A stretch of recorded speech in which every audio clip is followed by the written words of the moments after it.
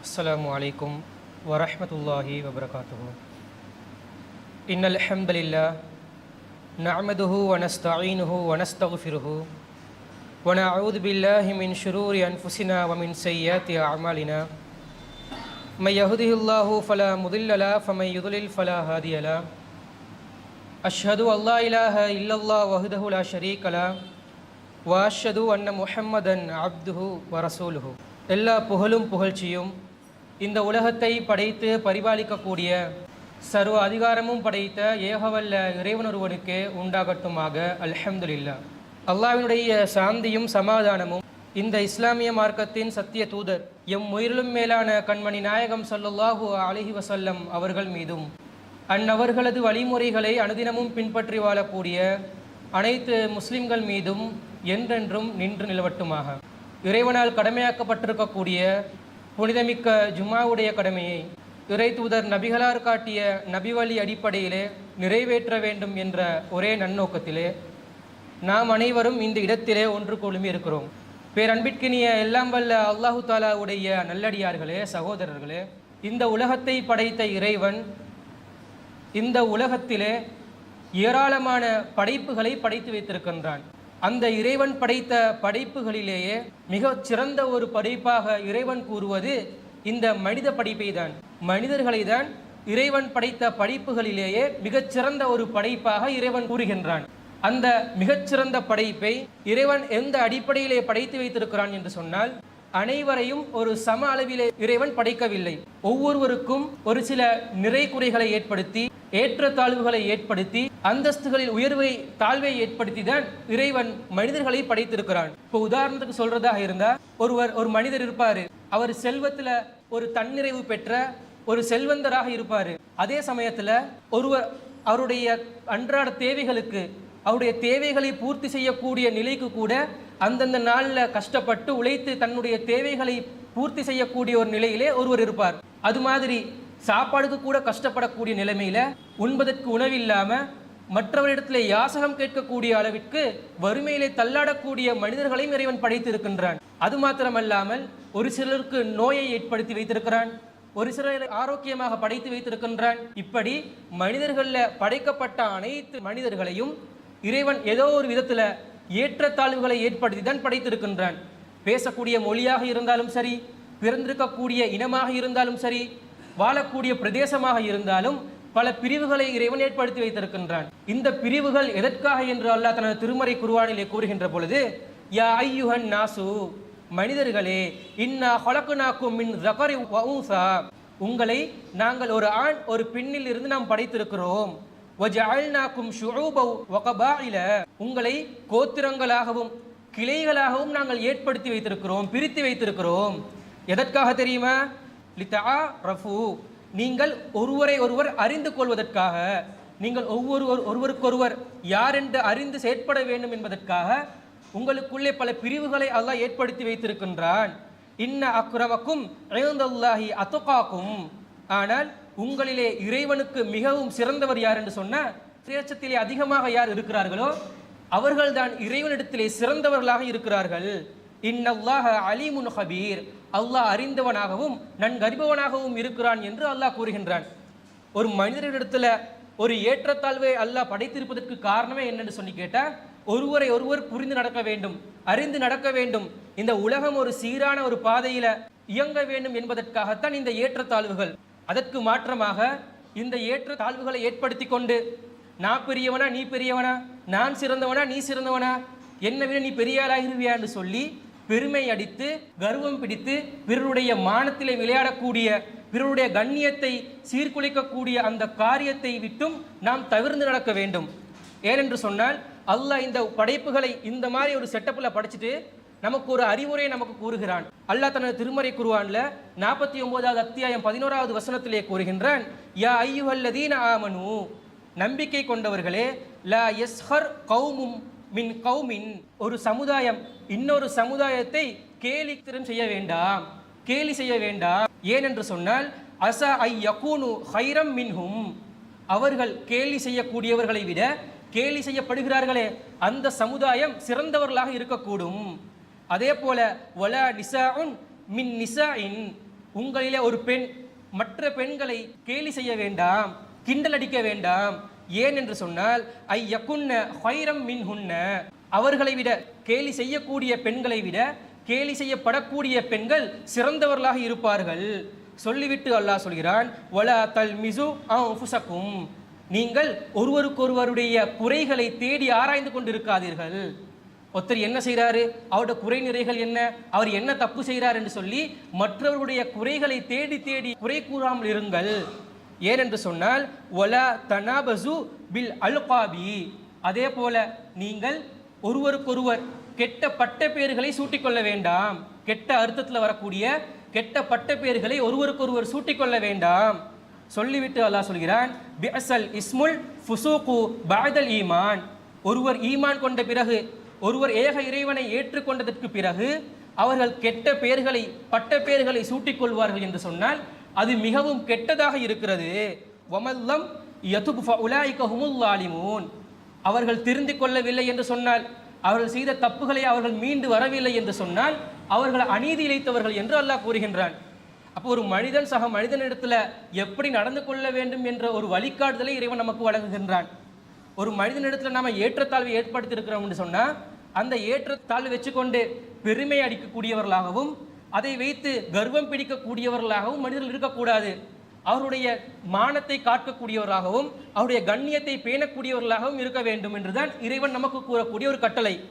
ஆனால் இந்த கட்டளையை நாங்கள் நடைமுறைப்படுத்தக்கூடிய மக்களாக இருக்கிறோமா என்பதை நாம் சற்று சிந்தித்து பார்க்க வேண்டும். ஒரு மனிதனுடைய அனைத்து நிலைகளையும் நம்ம சிந்திச்சு பார்த்தோம் என்று சொன்னால் ஏதாவது ஒரு நிலையில பிற மனிதர்களுக்கு செய்யக்கூடிய அந்த அநியாயம் சர்வ சாதாரணமாக செய்யக்கூடிய ஒரு காட்சியை நாங்கள் பார்க்கிறோம். அன்பிற்குரியவர்களே, ஒருவரை விட ஒருவரை சிறப்பிப்பது, அந்த தீண்டாமை என்பது இஸ்லாம் அடியோடு விருக்கிறது. எந்த அளவுக்கு என்று சொன்னால் ரசூல் ஸல்லல்லாஹு அலைஹி வஸல்லம் அவர்கள் தனது இறுதி பேருரையின் போது ரசூல் ஸல்லல்லாஹு அலைஹி வஸல்லம் அவர்கள் தன்னுடைய வாழ்நாளில் எதையெல்லாம் இஸ்லாம் என்று மக்களுக்கு போதித்தார்களோ அதை எல்லாத்தையும் ஒரு சேர சாறு பிழிந்து ஒரு சாராம்சமாக தன்னுடைய இறுதி பேருரையை நிகழ்த்துகிறார்கள். அந்த இறுதி பேருரையின் போது நபிகள் நாயகம் ஸல்லல்லாஹு அலைஹி வஸல்லம் அவர்கள் சொல்கிறார்கள், யா அய்யுஹன் நாஸ், மனிதர்களே, அலா, நீங்கள் அறிந்து கொள்ளுங்கள், இன்ன ரப்புக்கும் வாஹிதுன், உங்களுடைய ரப்பு ஒரே ஒரே இறைவன் தான், ஒரே ஒரே ரப்பு தான். வ அன்ன அபாக்கும் வாஹிதுன், உங்களுடைய தந்தை ஒரே ஒரே தந்தை தான்.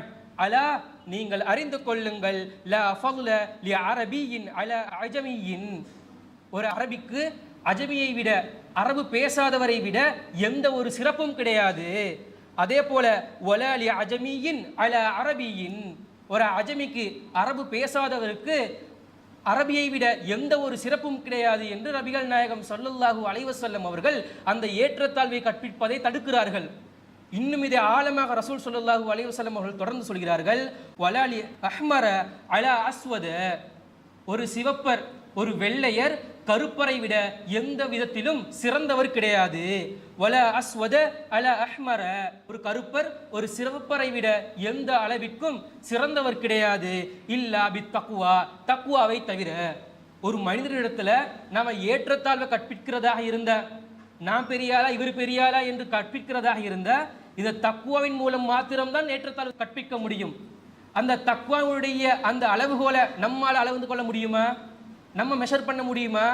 ஒரு மனிதனுடைய அந்த தக்வாவுடைய நிலை எந்த நிலையிலே இருக்கிறது என்பது அல்லாஹ் மாத்திரம்தான் அறிந்து வைத்திருக்கிறான்.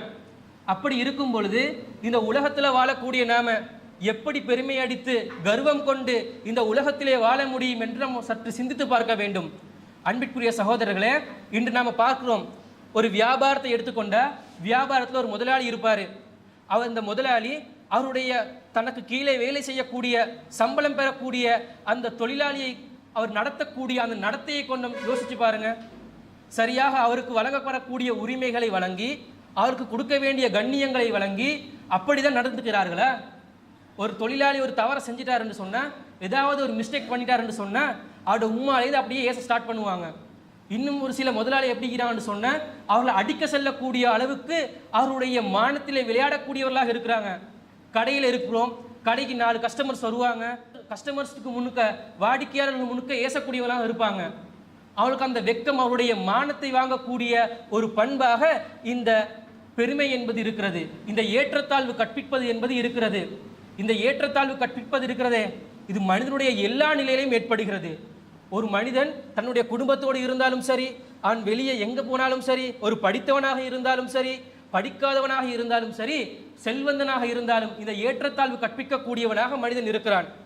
அன்பிற்குரியவர்களே, இந்த ஏற்றத்தாழ்வு கற்பிப்பது என்னை விட இவர் பெரியாளா? ஒரு சில சமயங்களில் அந்த நிலையில் இருக்கக்கூடியவர் கூட என்ன செய்ய மாட்டார்னு சொன்னால் ஏற்றத்தாழ்வு கற்பிக்க மாட்டார்.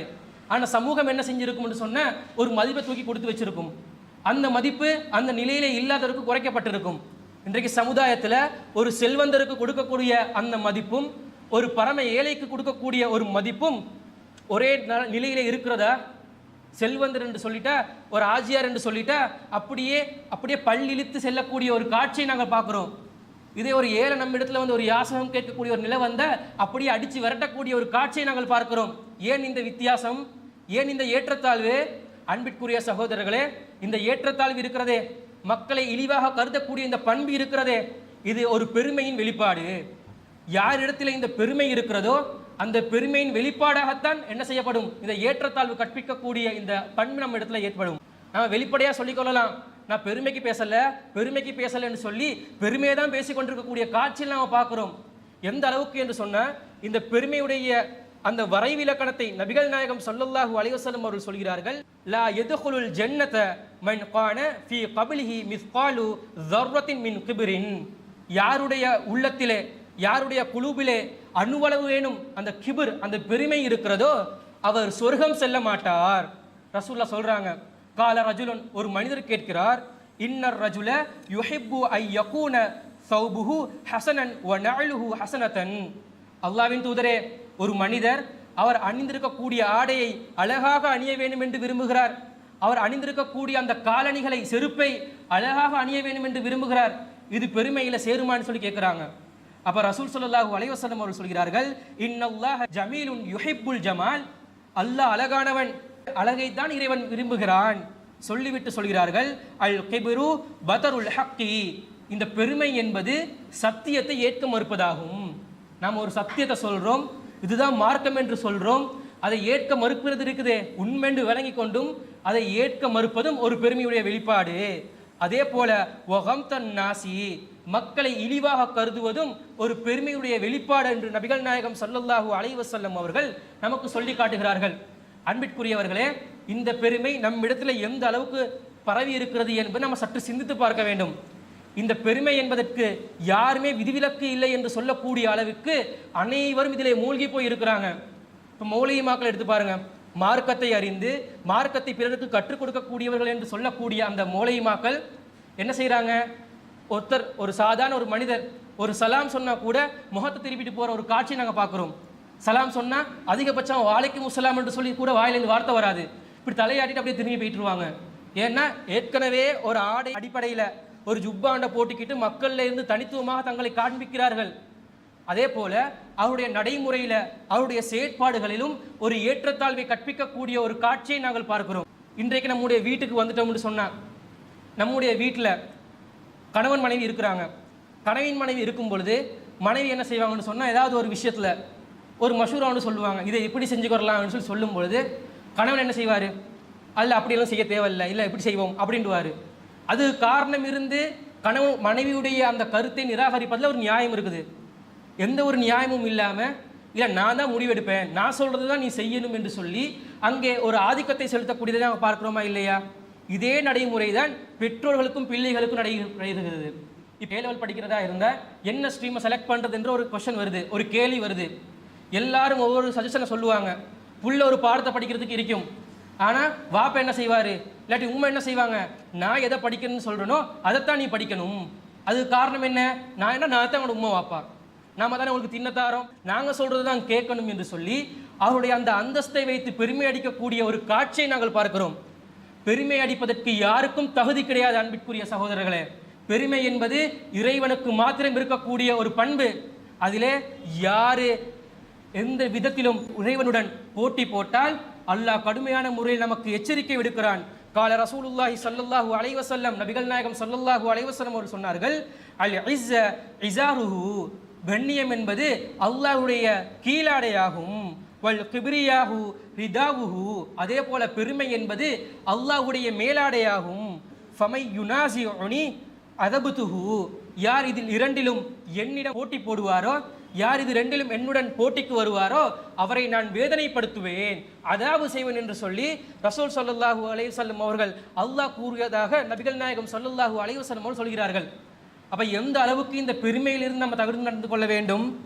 இன்றைக்கு நாம் பார்க்குறோம், நண்பர்கள் வட்டாரத்தை எடுத்து பாருங்க. ஒரு மனிதன் என்னென்ன தவறு செய்வான், எதெல்லாம் செய்வான்னு சொல்லி நண்பனுக்கு தான் தெரியும். ஒரு தாய் தந்தைக்கு அந்த மகனுடைய பற்றி தெரிகிறதை விட நண்பனுக்கு தான் A to Z எல்லாருமே தெரியும். அப்படி இருக்கக்கூடிய ஒரு நண்பன் என்ன செய்வான், சபையில் வந்து கேளிக்கை என்ற பேரில், நக்கல் என்ற பேரில் வந்து அவனுடைய மானத்தை அப்படியே வாங்கக்கூடியதை நாங்கள் பார்க்குறோம். அவனுக்குன்னு இருக்கக்கூடிய ஒரு கண்ணியம், அவன் செய்யக்கூடிய அந்த தவறு தெரிஞ்சிருப்போம், அவன் அதை திருத்துவதற்கு முற்பட்டு இருப்பான், அல்லது அதே பாவத்தில் தொடர்ந்து இருந்து அவனை தனியாக கூப்பிட்டு ரகசியமாக இருந்து திருத்தக்கூடிய வழியை பார்க்கணும்.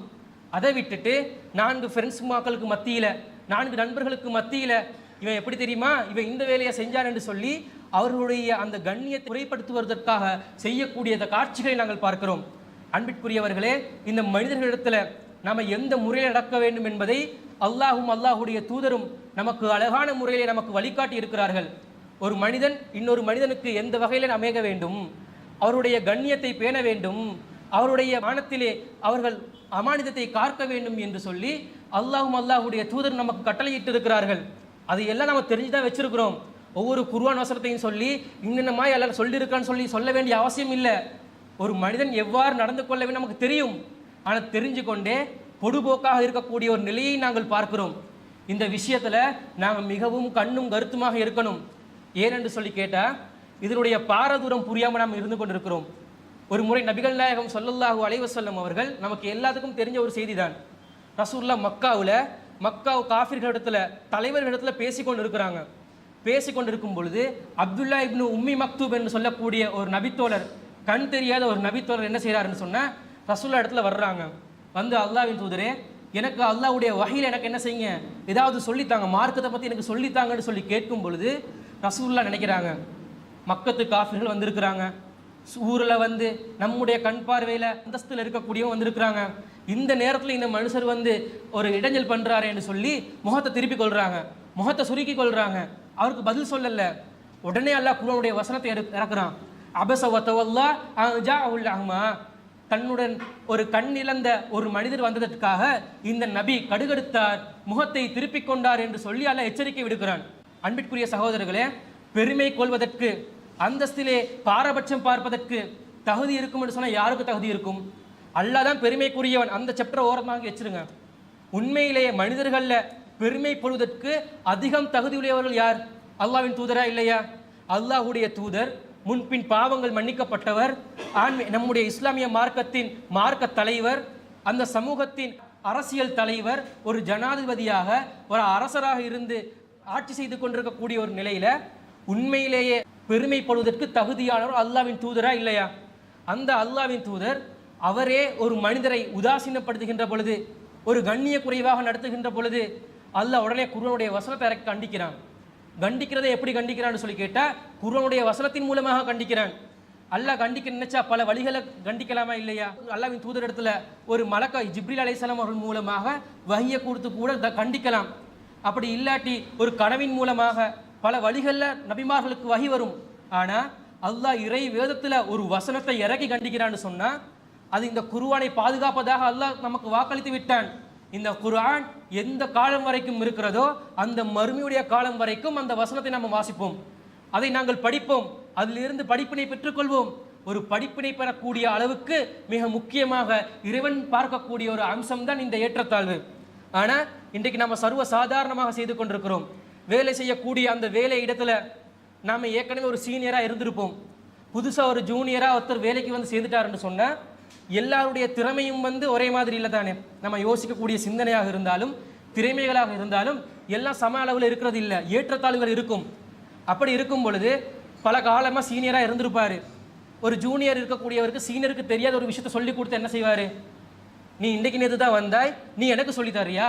நான் இத்தனை வருஷம் இந்த வேலையை செய்கிறேன், நான் இந்த ஃபீல்டில் வந்து இத்தனை வருஷம் எக்ஸ்பீரியன்ஸ் எனக்கு இருக்குது, நீ எனக்கு சொல்ல வாரியான்னு சொல்லி அப்படியே அவர்கள் மீது கடும் கோபம் கொள்ளக்கூடியவராக, பெருமையை வெளிப்படுத்தக்கூடியவர்களாக இன்றைய மக்கள் இருந்து கொண்டிருக்கிறார்கள். இந்த பெருமை என்பது, இந்த ஏற்றத்தாழ்வு என்பது எல்லா நிலைகளிலும் ஏற்படுகிறது. நம்ம சொல்ல போன உதாரணங்கள் அடுக்கிக் கொண்டே போகலாம். ஒரு பள்ளியில் ஒரு மஹல்லா இருக்குதுன்னு சொன்னால், அந்த மஹல்லால ஒரு நிர்வாகம் ஒன்று இருக்குதுன்னு சொன்னால், பொதுவாக ஒரு நிர்வாகத்தில் ஒரு மஷூரா பண்ணி ஒரு முடிவு எடுக்கப்படுகிறதுன்னு சொன்னால் ஒரு தலைவருடைய அந்த தலைமையில் தான் நடக்கும். அந்த தலைவர் அந்த நிர்வாகத்துக்குள்ள இருக்கக்கூடிய ஒரு சாதாரணமாக அந்த பவர் குறைந்த ஒரு பதவியில் இருக்கக்கூடிய ஒரு நிர்வாகி இருக்கிறான்னு வச்சுக்கோங்க. மிகப்பெரிய ஒரு செல்வந்தர், காசு பணம் எல்லாம் அந்த அளவுக்கு ஒரு ஆஜியாரத்தர் இருக்கிறாருன்னு சொல்லி கேட்டால் முடிவுகள் அப்படியே யார் எடுப்பாருன்னு சொன்னால் நிர்வாகத்தில் இருக்கக்கூடிய அவர் தான் எடுப்பார். ஆனால் உண்மையான அதிகாரம் யாருக்கு இருக்கும்? தலைவருக்கு தான் இருக்கும். அவருக்கு கொடுக்க வேண்டிய அந்த கண்ணியத்தை அவர்கள் பறித்து கொண்டு, அவருக்கு வழங்கக்கூடிய அந்த உரிமையை பறித்து கொண்டு அப்படியே என்ன செய்கிறாங்க? ஒரு உலகத்திலே இருக்கக்கூடிய நாம் பார்க்கக்கூடிய அந்த அந்தஸ்துகளின் அடிப்படையிலே அந்த முடிவுகளை இருக்கக்கூடிய ஒரு நிலையை நாங்கள் பார்க்கிறோம். இன்னும் சொல்ல போனால் நிர்வாகத்தில் இருக்க மாட்டாங்க. பல மஹல்லாக்கள் நடக்குது, நிர்வாகத்தில் இருக்க மாட்டாங்க. ஒரு ஆஜர் இருப்பார் அந்த ஊரில், அவர் தான் அந்த பள்ளிக்கு வந்து அதிகமாக சந்தா தரக்கூடியவராக, டொனேஷன் தரக்கூடியவராக இருப்பார்.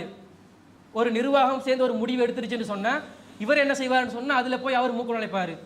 அது எப்படி நீங்கள் இப்படி எடுக்கலாம், இப்படி செய்யக்கூடாது, இப்படி தான் செய்யணும் என்று சொல்லி அந்த நிர்வாகத்தினுடைய அந்த அதிகாரத்தை யார் எடுத்துக்கொள்கிறா? அந்த செல்வந்தர் எடுத்துக்கொள்கிறாரு. அது உண்மைக்கே யாருக்கு வழங்கப்பட்ட ஒரு பதவி, யாருக்கு வழங்கப்பட்ட ஒரு பொறுப்புகளை குறித்து அல்ல நாளை மறுமையில விசாரிப்பானா இல்லையா? யாருக்கு அந்த பொறுப்பு வழங்கப்பட்டுச்சோ அவர் அதுக்கு பதில் சொல்லிக் கொள்வார். அந்த முடிவு சரியோ தவறு ரெண்டாவது விஷயம். ஆனால் நான் இந்த பள்ளிக்கு வந்து என்ன செய்கிறேன், நன்கொடை கொடுக்குறேன், நான் சந்தா கொடுக்குறேன் என்பதற்காக அவருடைய அந்த பெருமையை வெளிப்படுத்தி, அவருடைய நற்காரியங்களை வெளிப்படுத்தி ஒரு ஆதாயத்தை அடைய பார்க்கிறார்கள். அன்பிற்குரியவர்களே, இதில் இருந்து நாங்கள் முற்றும் முழுதாக விலகி நடந்து கொள்ள வேண்டும். ஏனென்று சொன்னால் இந்த விடயம் என்பது மிகவும் பாரதூரமான ஒரு விஷயம். ஒரு முறை நபிகளார் ஸல்லல்லாஹு அலைஹி வஸல்லம் அவருடைய காலத்தில் ஒரு சம்பவம் நடக்குது. ஒரு மனிதர் வந்து என்ன செய்யறாருன்னா இன்னொரு மனிதரோட தர்க்கிச்சு கொள்றாரு, சண்டை பிடிச்சு கொள்றாங்க. சண்டை பிடிச்சு கொள்ளக்கூடிய இருக்கக்கூடிய அந்த சந்தர்ப்பத்தில் அந்த மனிதர் என்ன செய்யறாருன்னு சொன்னால் அந்த சண்டை பிடிக்கக்கூடிய மற்ற மனிதருக்கு வந்து தேவையில்லாத மாதிரி பேசுகிறாரு. அவருடைய தாய் வந்து அரபி அல்லாத ஒரு நிலையில் இருக்கிறாங்க. அரபு மக்களிடத்தில் அந்த மொழிவெறி இருக்குமா இல்லையா? தான் அரபு பேசக்கூடியவர்கள் உயர்ந்தவர்களாகவும் அரபு பேசாதவர்கள் தாழ்ந்தவர்களாகவும் நினைத்து கொண்டிருந்தார்கள். அவர் என்ன செய்கிறாரு, ஒரு சஹாபி அந்த மனிதரை நோக்கி அவருடைய தாயை பற்றி ஒரு கேவலமாக இழிவாக பேசிவிடுகிறார். அவர் அல்லாஹ்வின் தூதர் ஸல்லல்லாஹு அலைஹி வஸல்லம் அவரிடத்துல கொண்டு போய் சொல்லும் பொழுது ரசூலுல்லாஹ் கேட்குறாங்க, இவருக்கு வந்து ஏசினீங்களா அப்படின்னு கேட்கும் பொழுது ரசூலுல்லாஹ் அந்த மனிதர் சொல்கிறாரு, ஆமாம் ஏசினேன். இவரை தாயை குறித்து நீங்கள் கேவலமாக பேசுனீங்களான்னு சொல்லி கேட்குறாங்க. ஆமாம் நான் பேசினேன்றதை ஒத்துக்கொள்கிற அந்த சஹாபி ரசூலுல்லாஹ் சொல்கிறாங்க, நீங்கள் ஜாஹிலியா காலத்தில் இருந்த பழக்க வழக்கத்தில் இருந்து நீங்கள் இன்னும் விடுபடலையே. ஜாஹிலியா கால மக்கள் தான் இந்த ஏற்றத்தாழ்வுகளை பார்த்து நான் பெரியாளா நீ பெரியாளான்னு சொல்லி அந்த கேவலமாக மற்றவருடைய மானங்களை புண்படுத்தக்கூடியவர்களாக இருந்திருக்கிறார்கள். அந்த பழக்கம் இன்னும் உங்களை விட்டு போகலை என்று சொல்லி ரசூல் ஸல்லல்லாஹு அலைஹி வஸல்லம் அவர்கள் கடுமையான முறையில் கண்டிக்கிறார்கள். ஆனால் நம்முடைய வாயிலிருந்து என்னமாயெல்லாம் வார்த்தைகள் வரும். மொத்தம் நம்மளை பார்த்து உம்மான்னு சொல்லி ஸ்டார்ட் பண்ணிட்டான்னு சொன்னால் ஆனால் குடும்பத்தை மொத்தமும் இழுத்து பேசக்கூடிய அளவுக்கு நம்முடைய வாயில இருந்து வார்த்தைகள் வருகிறதா இல்லையா? அப்போ நம்ம எந்த அளவுக்கு பிறரை பற்றி பேசக்கூடிய நிலையில், பிறருக்கு ஏசக்கூடிய நிலையில் வார்த்தைகளை நாம் பயன்படுத்துகிறோம் என்பதை சற்று சிந்திக்க வேண்டும். இன்னைக்கு பேசக்கூடியவர்களுக்கும் அந்த பேச்சை கேட்கக்கூடியவர்களுக்கும் அந்த வார்த்தையில் இருக்கக்கூடிய அர்த்தங்கள் புரியறதில்லை. இன்னைக்கு சர்வ சாதாரணமாக போயிருச்சு. ஏதாவது ஒரு பிரச்சனை வந்துருச்சுன்னு சொன்னால் உம்மான்னு சொல்லி வந்துடும் வாயில. அதில் இருக்கக்கூடிய அர்த்தம் என்ன? ஒரு தாயை இழிவுபடுத்துகிறோம். அது எந்த அளவுக்கு நாளை மறுமையில் நம்மை நரகத்தில் கொண்டு போய் சேர்க்க முடியும் என்பதை நாங்கள் சற்று சிந்தித்து பார்க்க வேண்டும். அன்பிற்குரிய சகோதரர்களே, ஒரு முஸ்லீமாக இருந்தால், ஒரு முஃமினாக இருந்தால் அவன் இன்னொரு முஃமினுக்கு செய்ய வேண்டிய கடமைகள் என்று இருக்கிறது. அந்த கடமைகளை நாங்கள் சரிவர நிறைவேற்ற வேண்டும். அவருடைய மானங்களை நாங்கள் காக்க வேண்டும். ரசூல் ஸல்லல்லாஹு அலைஹி வஸல்லம் அவர்கள் இறுதி அச்பேருளே சொல்கிறார்கள், இந்த நாம் இருக்கக்கூடிய இந்த மாதம் எந்த அளவுக்கு புனிதமானதோ, நாம் இருக்கக்கூடிய இந்த நாள் எந்த அளவுக்கு புனிதமானதோ அதைவிட புனிதமானது மற்ற சகோதரனுடைய மானத்தில் கை வைப்பதாகும். நம்ம அதில் கை வச்சிட்டோம் என்று சொன்னால், ஒரு மனிதருக்கு நம்ம துன்புறுத்தி விட்டோம் என்று சொன்னால், அவருடைய உரிமைகள் நம்ம பறிச்சிட்டோம் என்று சொன்னால், அவர் மன்னிக்கும் வரைக்கும் அல்லாஹ் என்ன செய்ய மாட்டான், அந்த பாவங்களை மன்னிக்க மாட்டான் என்பதை நாம் ஆழமாக நம்முடைய மனதிலே பதிய வைத்துக் கொண்டு, இந்த உலகத்திலே மனிதர்களை அல்லாஹ் ஏற்றத்தாழ்வோடு படைத்திருப்பதற்கு காரணம் நம்மளை சோதிக்கிறதுக்காகத்தான். நாம் ஏற்றத்தாழ்வுகளை வைத்து எந்த அடிப்படையிலே செயற்படுகிறோம் என்பதை என்ன செய்கிறான்? அல்லாஹ் நம்மை சோதித்து பார்க்கிறான். அல்லாஹ் தன திருமறை குர்ஆனில் சொல்லும் பொழுது, அஹும் யக்ஸிமூன ரஹ்மத ரப்பிக, உங்களுடைய ரப்பினுடைய ரஹ்மத்தை நீங்கள் தான் பங்கிடுகிறீர்களா என்று கேட்கிறான். அல்லாஹ் ரஹ்மத்தை வழங்குறானா இல்லையா? அல்லாஹ்வுடைய ரிஸ்கை வழங்குறானா இல்லையா? அந்த ரிஸ்கை பங்கிடக்கூடியவர்களாக நீங்கள் தான் இருக்கிறீர்களா? நஹ்னு கஸம்னா பைனஹும் மஈஷத்தஹும் ஃபில் ஹயாத்தித் துன்யா, இந்த உலகத்திலே அவர்கள் வசிக்கக்கூடிய அந்த வாழ்க்கை வசதிகள் இருக்கிறதே, அதை நாம் தான் பங்கிட்டு கொடுத்தோம். உங்களுக்கு இருக்கக்கூடிய செல்வமாக இருந்தாலும் சரி, உங்களிடத்தில் இருக்கக்கூடிய அறிவாக இருந்தாலும் சரி, உங்களிடத்தில் இருக்கக்கூடிய பதவி அந்தஸ்தாக இருந்தாலும் சரி, இந்த உலகத்தில் நீங்கள் எதையெல்லாம் வசதிகளாக பார்க்கிறீர்களோ அதை எல்லாத்தையும் பங்கு வச்சது நான் என்றான் அல்லாஹ். சொல்லிவிட்டு அல்லாஹ் சொல்கிறான், அவர்களில் ஒருவர் மற்றவர்களை நாங்கள் பணியாளர்களாக ஆக்குவதற்காக சிலரை விட சிலருக்கு அந்தஸ்துகளை அதிகமாக வழங்கியிருக்கிறோம். ஒருத்தரை விட அல்லாஹ் அந்தஸ்தை அதிகமாக வழங்கியிருக்கிறான். பணியாளர்களாக, வேலை செய்யக்கூடியவர்களாக அவர்கள் அல்லாஹ் ஏற்படுத்தி வைத்திருப்பதாக கூறுகிறான். சொல்லிவிட்டு அல்லாஹ் சொல்கிறான், வ ரஹ்மத்து ரப்பிக ஹைரும் மிம்மா யஜ்மஊன், அவர்கள் திரட்டக்கூடியவர்கள், அவர்கள் சேகரிக்கக்கூடிய அந்த செல்வம் இருக்கிறதே, எதையெல்லாம் மனிதர்கள் சேகரிப்பார்களோ அந்த சேகரிக்கக்கூடிய அந்த சேகரிப்புகளில் விட அவருக்கு அல்லாஹ்வுடைய ரஹ்மத் மிகச்சிறந்ததாக இருக்கிறது என்று அல்லாஹ் தனது திருமறை குர்ஆனிலே சொல்லி காட்டுகிறான். அப்போ ஏற்றத்தாழ்வை அல்லாஹ் ஏற்படுத்தியிருக்கிறான். அந்த ஏற்றத்தாழ்வை நாம் அப்படியே ஏற்றுக்கொள்ளணும். அதை வைத்து பெருமை அடிக்கக்கூடியவர்களாக இருக்கக்கூடாது. பலவீனமானவர்களாக இருந்தால் அவர்களுக்கு நாங்கள் உதவி செய்யக்கூடியவர்களாக, நம்முடைய பண்பை, நம்முடைய பணிவை நாம் அவர்களிடத்தில் இறக்கக்கூடியவர்களாக இருக்கணும். ஏனென்று சொன்னால் அல்லாஹ்வின் தூதர் ஸல்லல்லாஹு அலைஹி வஸல்லம் அவர்கள் இந்த பணிவு என்ற பண்பு இருக்கிறதே, இந்த பண்பை அதிகமாக நமக்கு வலியுறுத்தி இருக்கிறாங்க. ரசூல் ஸல்லல்லாஹு அலைஹி வஸல்லம் அவர்கள் சொல்கிறார்கள், இன்னல்லாஹ ஊஹ இலைய, அல்லாஹ் எனக்கு வஹி மூலம் ஒரு செய்தியை எனக்கு அறிவித்து இருக்கிறான். அது என்ன செய்தி என்று சொன்னால், அன் தவாலு ஹத்தா லா யஃப்ஹரு அஹதுன் அலா அஹதின், நீங்கள் என்ன செய்யக்கூடாது? பணிவுடன் இருக்க வேண்டும். பெருமையுடன் கர்வம் பிடித்து இந்த உலகத்திலே நீங்கள் நடக்கக்கூடாது. பணிவுடன் இருக்க வேண்டும். அந்த பணிவு எந்த அளவுக்கு இருக்க வேண்டும் என்று சொன்னால், ஹத்தா லா யஃப்ஹரு அஹதுன் அலா அஹதின், நீங்கள் ஒருவரை மற்றொருவர் பெருமைக்குட்படுத்தாமல் இருக்கும் வரைக்கும், வலா யப்கி அஹதுன் அலா அஹதின், நீங்கள் ஒருவர் மீது ஒருவர் வரம்பு மீறி அவரை அநியாயம் இழைக்காமல் இருக்கும் வரைக்கும் நீங்கள் பணிவை மேற்கொள்ள வேண்டும். அந்த பணிவு பெருமையை ஏற்படுத்தக்கூடாது. நீங்கள் இன்னொரு மனிதரை அந்த பெருமையின் காரணத்தினால அந்த பணிவு இல்லாமல் அநீதி இழைக்கக்கூடிய ஒரு நிலையில இருக்கக்கூடாது. அந்த அளவுக்கு பணிவை மேற்கொள்ள வேண்டும் என்று அல்லாஹ்வின் தூதர் ஸல்லல்லாஹு அலைஹி வஸல்லம் அவர்கள் கூறியிருக்கிறார்கள். அதே போல ரசூலுல்லாஹ் எந்த அளவுக்கு வாயால சொன்னாங்களோ அதே அளவுக்கு அவருடைய செயற்பாடுகள் மூலமாகவும் அந்த பணிவை வெளிப்படுத்தி இருக்கிறார்கள். ஒரு முறை அல்லாஹ்வின் தூதர் ஸல்லல்லாஹு அலைஹி வஸல்லம் அவரிடத்துல ஒரு மனிதர் வர்றாரு பேசுறதுக்காக வேண்டி. பேச வரும் பொழுது அல்லாஹ்வின் தூதர் மாபெரும் சாம்ராஜ்யத்தின் அதிபதியாக இருக்கிறாங்களா இல்லையா? ஒரு மண்ணிடத்துல போய் பேசும் பொழுது ஒரு பயம் வருமா இல்லையா? அவர் அப்படியே பயந்து நடுங்கி அஞ்சு நடுங்கி கொண்டு இருக்கும் பொழுது ரசூல் ஸல்லல்லாஹு அலைஹி வஸல்லம் அவர்கள் சொல்கிறார்கள், ஹவின் அலைக்க, நீ ஃபெஸ்ட்டுக்கு நிதானமாக இரு, பயப்படாத, நடுங்காத, நீ ஃபெஸ்ட்டுக்கு முதல்ல நிதானமாக இரு அப்படின்னு நிதானப்படுத்தி விட்டு நபிகள் நாயகம் ஸல்லல்லாஹு அலைஹி வஸல்லம் அவர்கள் சொல்கிறார்கள், ஃபஇன்னி லஸ்து பி மலிகின், நான் பெரிய அரசனெல்லாம் இல்லை, நான் ஒரு சாம்ராஜ்யத்தினுடைய அதிபராக இருந்தாலும் நான் அதிபர் கிடையாது. இன்னம அனபுனு உம்ராத்தின் தகுலுல் கதீத, காய்ந்து போன ரொட்டியை சாப்பிட்டு வளர்ந்த ஒரு பெண்மணியின் மகன் தான் நானும். மேல உம்மாவும் ஒரு அம்பானியோ பெரிய செல்வந்தரோ பரம்பரையா எனக்கு ஆட்சி அதிகாரம் இல்லை. என்னுடைய உம்மா கூட என்னது, காய்ஞ்சு போன ரொட்டியை சாப்பிட்டு வந்த ஒரு சாதாரண ஒரு பெண்மணியுடைய மகன் தான் நானும் ஒரு மனிதன் தான். என்னிடத்துல என்ன செய்ய தேவையில்ல, இப்படி நடுங்கி பணிந்து நீங்கள் நடுங்கி கொண்டிருக்க வேண்டிய அவசியம் இல்லை என்று பணிவை அவர்களிடத்தில் இறக்குகிறார்கள் நபிகள் நாயகம் ஸல்லல்லாஹு அலைஹி வஸல்லம் அவர்கள். ரசூலுல்லாஹ்வுடைய சொல் செயல் அங்கீகாரம் இது அனைத்துமே ஹதீஸ் தானே. ரசூலுல்லாஹ் சொன்னார்கள் எப்படியோ அதே போல செயற்படுத்தி காட்டி இருக்கிறார்கள். அந்த வழிமுறைகளை நாமும் பின்பற்றி வாழ வேண்டும். எந்த அளவுக்கு இந்த பணிவு இருந்தது என்று சொன்னால், ரசூல் ஸல்லல்லாஹு அலைஹி வஸல்லம் அவர்களிடத்தில் ஒரு மனிதர் கடுமையான முறையிலேயே நடந்திருந்தாலும், ஒரு அநாகரிகமான முறையிலேயே நடந்திருந்தாலும், அப்போதும் நபிகள் நாயகம் ஸல்லல்லாஹு அலைஹி வஸல்லம் அவர்கள் கோபப்படாமல், அவரை எரிந்து விழாமல், அவரிடத்திலே ஆதிக்கம் செலுத்தாமல், அநீதி இழைக்காமல் நீதியாக பணிவென்ற அந்த சிறகை இறக்கியவர்களாக நபிகள் நாயகம் ஸல்லல்லாஹு அலைஹி வஸல்லம் அவர்கள் இருந்திருக்கிறார்கள். ஒரு சந்தர்ப்பத்தில் ஒரு கிராமவாசி ரசூலுல்லாஹ் இடத்துல வர்றாங்க. ரசூலுல்லாஹ்வுடைய மேலாடையை பிடிச்சி இழுக்கிறாங்க. ரசூலுல்லாஹ் கனமிக்க ஒரு மேலாடையை அணிந்திருந்தார்கள். பிடிச்ச மேலாடைய அந்த இழுக்கும் பொழுது ரசூல்லாவுடைய தோள்பட்டையில் அந்த காயம் தழும்பு இருக்கிற அளவுக்கு கடுமையான முறையில் ரசூல்லாவுக்கு வலிக்குது. அவருடைய மேலே அப்படியே சோத்து போயிருச்சு. இழுத்து கேட்குறாங்க, முஹம்மதே உனக்கு அல்லாஹ் எதை வணங்கி இருக்கிறானோ அதில் இருந்து எனக்கு பங்கத்தான்னு சொல்லி கேட்குறாங்க. ஒரு உதவி கேட்டு வாடுறாங்க. உதவி கேட்குறதா இருந்தால் எந்த அடிப்படையில் நம்ம கேட்போம்? அல்லாவின் தூதரிடத்தில் போய் நீ அல்லாஹ் உனக்கு வழங்கி இருக்கிறானா இல்லையா, அதிலிருந்து எனக்கு தான்னு சொல்லி கேட்கும் பொழுது நபிகள் நாயகம் ஸல்லல்லாஹு அலைஹி வஸல்லம் அவர்கள் சிரித்த முகத்துடன் அவரை பார்க்குறாங்க.